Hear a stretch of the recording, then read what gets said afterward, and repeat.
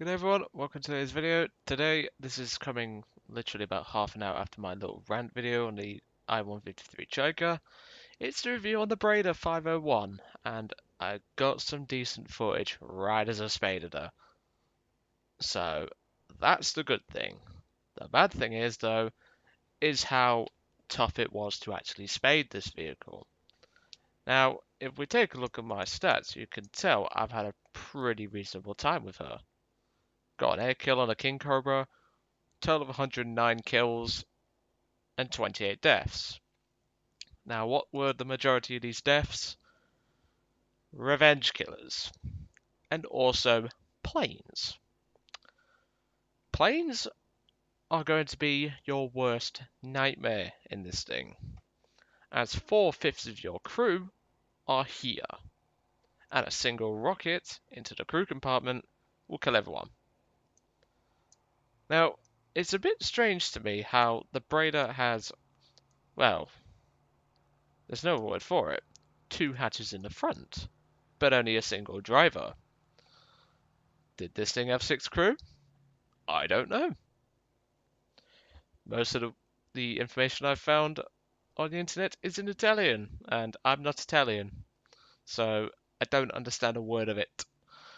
But I'm pretty certain this thing is a 6 crew vehicle. But Gaijin, for balance reasons, as I call it, decided to only give it 5. So let's go with the vehicle in a more traditional sense. So the armor, well, on the side it's paper thin. Rifle caliber is going to leave you for dead. The front is actually okay. Well, it's not the best, but it's actually okay. I've actually bounced a couple of shots off the front. The front plate goes up to around 38mm of effective thickness. It's not very well sloped. As you would imagine, it's a truck. It's not exactly designed to take hits. The slower part's only 34. This upper section here is 40, which goes up to around 50mm of effective thickness. This can stop BTR upgraded rounds, the 14.5 Russian SPAA. Front of the turret, well, front of the gun shield, I should say, is 30mm thick. That will stop 50 cal. Sides are 15. This will also, well, it may block 50 cal, but the hit markers on crew members is hilariously bugged at the moment. I mean, how does the coat count as part of the hitbox on a crew member? I will never know. But that's Gaijin land for you. I have survived a shot where the truck actually took a hit from round about here. It hit the wheel, bounced off into the armor, then went through the tires and out the back without exploding. Obviously, you're not going to want to rely on your armor in this thing. It's a truck, and I do apologize about any background noise you can hear. That is because I'm having to record with the windows open because my PC is getting a little hot at the moment. So the vehicle itself moves at a top speed of 33 miles per hour. Now I think this vehicle is a bit bugged. Why would you think that? Well, I apologize, that's my phone. The reason why I think that is because this thing moves extremely quickly for a truck of its size. Now what I mean by that is, this thing shifts. It really does shift. It won't be the pack wagon in a straight race, but it will give it a run for its money. The engine's quite torquey. The brakes, obviously, they're okay, but they are not going to stop you in a dime. And well, let's just say I had a lot of Russian biased bullshit driving this thing, such as T-34's bouncing shots they should never bounce, and things like that. But anyway, let's get into it. On one last point, these machine guns, I have not used them once. I used them at the end of this battle just as a little victory, shall we say, but I've never used the machine guns in an offensive role because there's really no point to having them back there. I'd much rather have a 50mm driver's port with a machine gun weak spot, personally. But that's just me. Anyway, let's get into the replay. Another thing to note is that your gun depression is only 4 degrees. That's a single 4, not 40. If it was that, I'd be extremely worried. But you have 4 degrees of gun depression, and it is not very effective. Today's battle is on a conquest map, and I don't particularly like conquest maps, but you actually get a decent ammo load in this thing. With 30 shells, you should have more than enough to deal with most threats. Most of the time, though, you are going to one-shot an enemy. And I do apologize because I turned up my sound, I believe. No, I did not. I'm just being a muppet. Because of how loud this truck actually is. It takes me a few seconds to get rolling. And I'm going to skip ahead. You can see here, though, you hit your top speed very effectively when you're almost faded.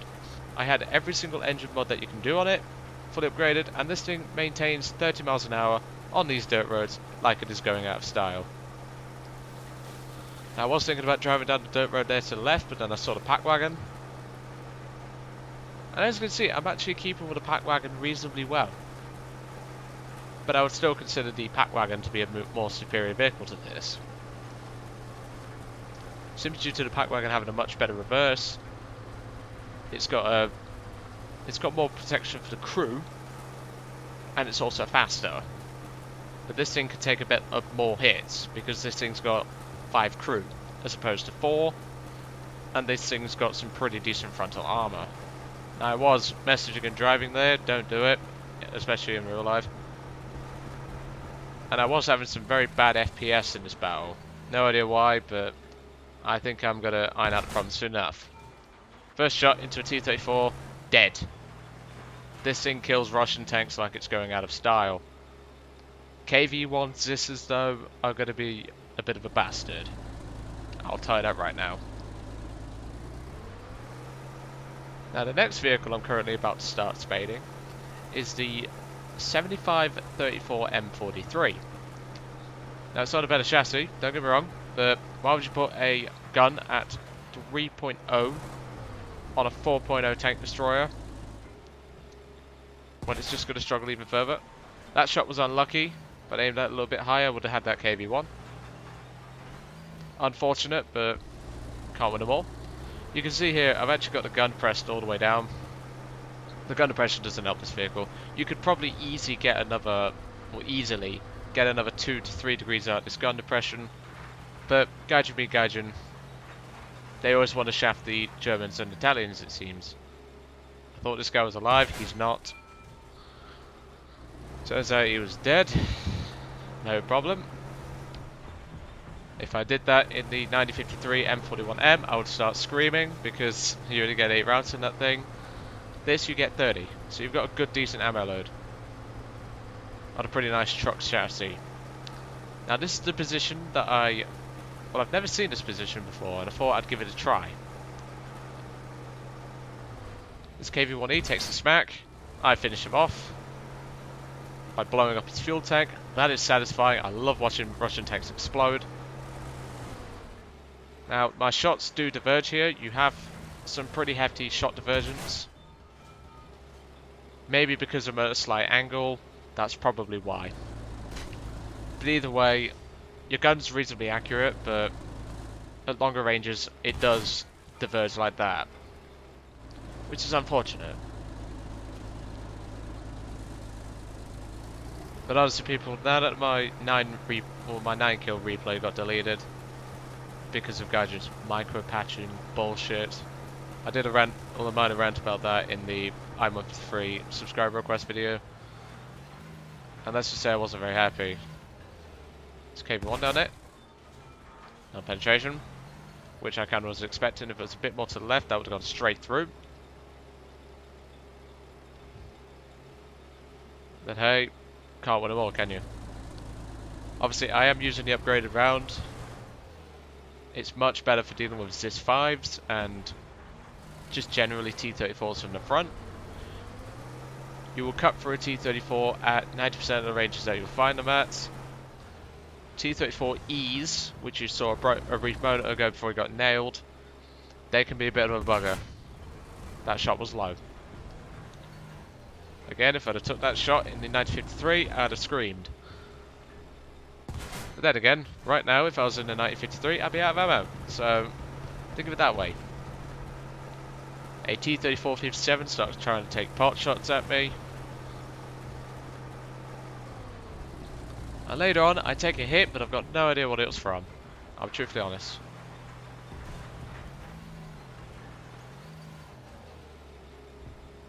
And there we go, straight through the KV-1 Zis. Dealt with. Yes, you can see me having some FPS issues. There's actually a KV-1 up on that ridge to the right. I had no idea he was there till he fired just then. I marked him for the team. Obviously you won't be able to see that in the actual battle feed or on the minimap.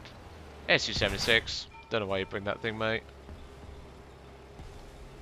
Goes through, kills the driver, takes out transmission, penetrates the additional armor protecting the crew from the engine block, and explodes in the crew compartment, killing everyone inside. Lovely jubbly, that's my 4th kill. Now, I knew the T-34, well, I didn't even know what it was at the time. I was just saying T-34 because I saw it there. At the time, didn't know what it was, and I was getting very anxious about it, as you would imagine.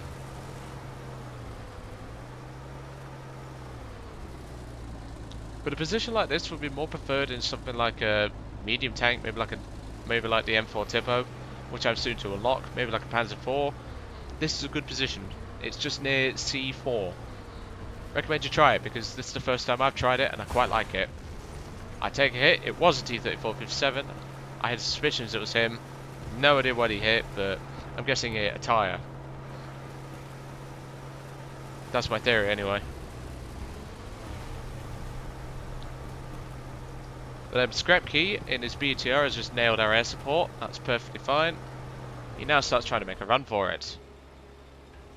But unfortunately, he doesn't get very far. Hull break, it's a 90. It's gonna hull break. 5th and final kill for the match. Now, as much as I'd love to say I got aces every game in this thing, I did not.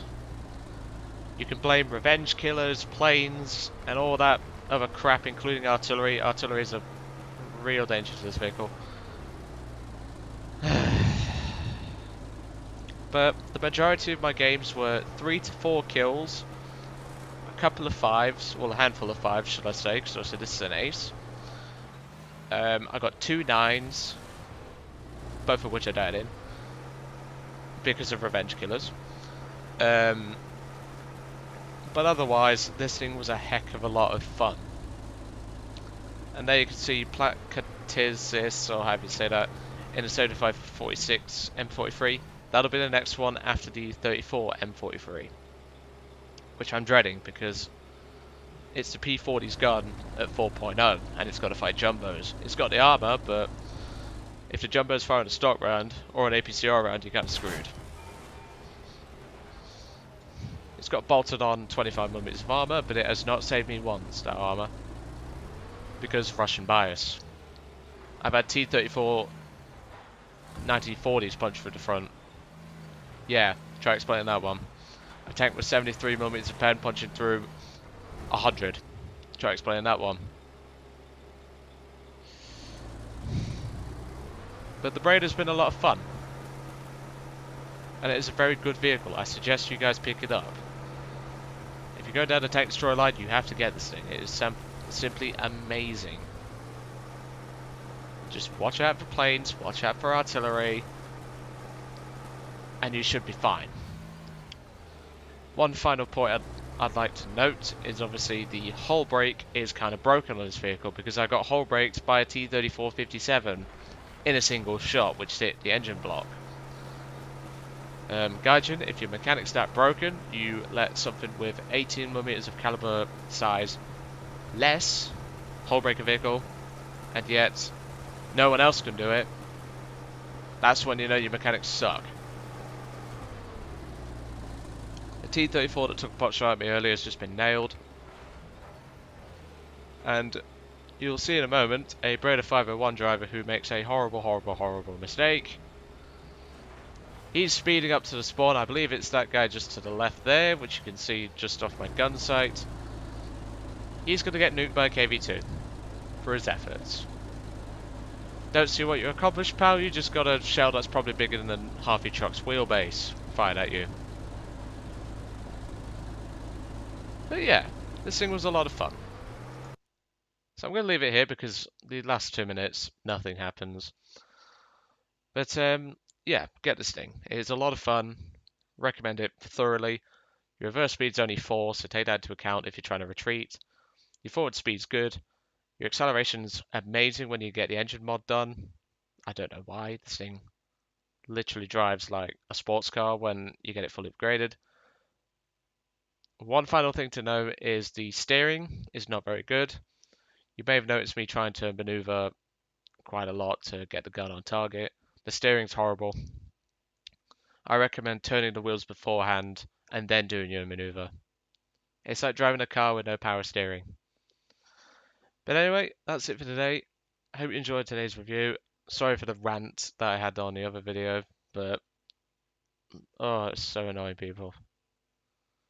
But hey, we got through in the end, and I got these vehicles spaded in this battle, and I got some decent footage out of it, so that's something at least. Anyway, I'll let you guys off. Catch you all on the next one.